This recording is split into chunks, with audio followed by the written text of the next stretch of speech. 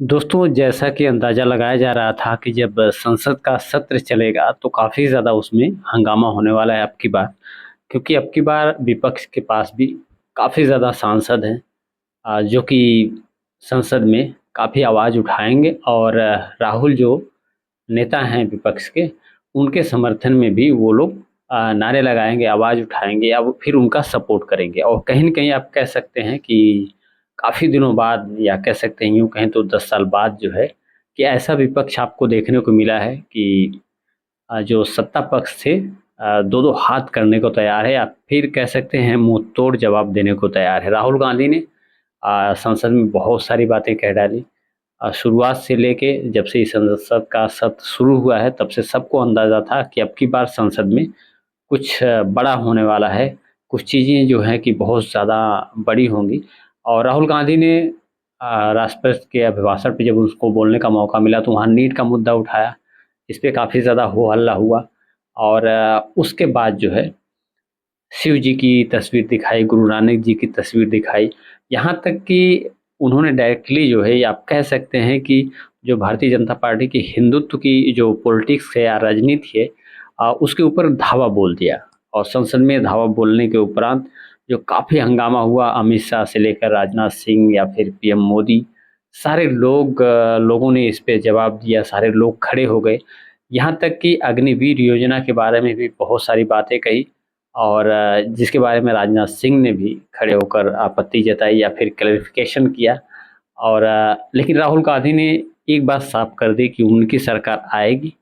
तो वो अग्निवीर योजना को बंद कर देंगे। उनको अग्निवीर योजना नहीं पसंद है और उसको उनकी सरकार जब बनेगी तो उसको बंद कर देंगे। तो उन्होंने ये चीज़ें कही और हिंदू की बात जहाँ तक हुई, हिंदू धर्म की बात हुई, तो कहीं न कहीं उनका सीधे तौर पे यही कहना था कि जो भारतीय जनता पार्टी के लोग हैं, वो अपने आप को हिंदू कहते हैं लेकिन हिंसा और फिर जो है कि डर का माहौल एक बना के रखते हैं, डर की राजनीति करते हैं। तो वो लोग हिंदू नहीं हो सकते क्योंकि हिंदू का अर्थ होता है हिंदू की जो परिभाषा है, हिंदू धर्म की जो परिभाषा है, वो किसी को डराने से नहीं जोड़ी जा सकती। हिंदू में अहिंसा जो है, अहिंसा का मार्ग सही माना जाता है या अहिंसा ही हिंदू धर्म में उनके कहने का यही तात्पर्य था। और उनका कहना था कि भारतीय जनता पार्टी जो अपने आप को हिंदू कहती है और हिंदू के नाम पे पॉलिटिक्स करती है या फिर जनता के बीच तमाम मुद्दे उठाती है, तो वो भारतीय जनता पार्टी जो है असली हिंदू नहीं है क्योंकि वो डर का माहौल बनाती है या फिर कह सकते हैं आप एक तरीके से कि हिंसा की बात करती है। तो साफ तौर पे राहुल गांधी का यही कहना था। इस पे जो है काफ़ी ज़्यादा इसको इस बयान को जो है पीएम मोदी हों, चाहे अमित शाह हों, इन चीज़ों को काफ़ी ज़्यादा मुद्दा बनाने की कोशिश की गई और एक तरीके से कहा गया कि पूरे हिंदू समाज को ये जो है गलत कह रहे हैं, राहुल को माफ़ी माँगनी चाहिए या फिर इनको ऐसा नहीं बोलना चाहिए, ये मर्यादित चीज़ें हैं। लेकिन आप ने अगर सुना होगा राहुल गांधी का भाषण, तो उनका ये साफ तौर पे इंटेंशन यही था कि भारतीय जनता पार्टी के ऊपर अटैक था सीधे तौर पे और भारतीय जनता पार्टी के जितने लोग हैं, जो हिंदू या तमाम चीज़ों को लेके समाज में एक तरीके से मैसेज भी देते हैं, तो उसके खिलाफ कहीं न कहीं राहुल गांधी की आवाज़ थी और उनके अनुसार हिंदू का मतलब है कि हिंसा नहीं करना, किसी को डराना नहीं, किसी को धमकाना नहीं और तमाम एलिगेशन जो है भारतीय जनता पार्टी के ऊपर राहुल गांधी ने लगाया और जिससे बहुत ज़्यादा माहौल गर्म हो गया, संसद का माहौल काफ़ी ज़्यादा गर्म हुआ, हो-हल्ला भी बहुत ज़्यादा हुआ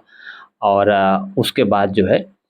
किसी तरीके से फिर मुद्दा बदला गया, राहुल ने मुद्दा भी बदला और हालाँकि राहुल शुरू से ही बहुत आक्रामक दिखे हैं और अब की बार सबको अंदाज़ा था कि संसद में कुछ चीज़ें होंगी जो कि बहुत हाई लेवल की होंगी, हाई प्रोफ़ाइल होंगी और उसी का एक नतीजा था नीट का मुद्दा जो कि पेपर लीक हुआ उसके बारे में राहुल गांधी ने ये मुद्दा उठाया और उसपे भी काफ़ी ज़्यादा बहस हुई, हंगामा हुआ, बहुत सारी चीज़ें हुई, उनका माइक तक बंद हुआ और इसके पीछे क्या वजह थी माइक बंद होने के पीछे, ये तो ख़ैर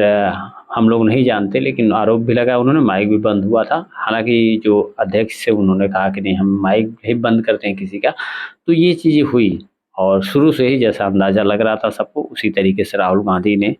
बहुत कह सकते हैं आप सख्त तेवर अपनाया है और विपक्ष से दो-दो हाथ करने को तैयार हैं। तमाम सवाल जो है उनके द्वारा पूछे जा रहे हैं और इस पे पीएम मोदी हों, अमित शाह हों या फिर राजनाथ सिंह हों, सबको क्लैरिफिकेशन देना पड़ रहा है। और विपक्ष भी काफ़ी मजबूत है, काफ़ी शोर शराबे के साथ, काफ़ी हंगामे के साथ चीज़ें हो रही हैं संसद में। फिलहाल अब आने वाले टाइम में देखना होगा कि ये मुद्दे कितने ज़्यादा जनता तक पहुंच पाते हैं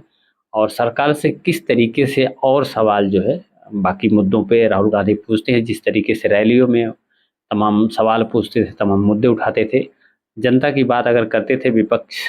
में बैठने का मौका मिला, एक मजबूत विपक्ष अगर जनता ने दिया है, तो उसका निर्वहन राहुल गांधी किस तरीके से करते हैं नेता विपक्ष के रूप में, किस तरीके से सरकार को घेरते हैं, किस तरीके से सवाल पूछते हैं और किस तरीके से जनता के जो असली मुद्दे हैं, जो बेसिक मुद्दे हैं, उनको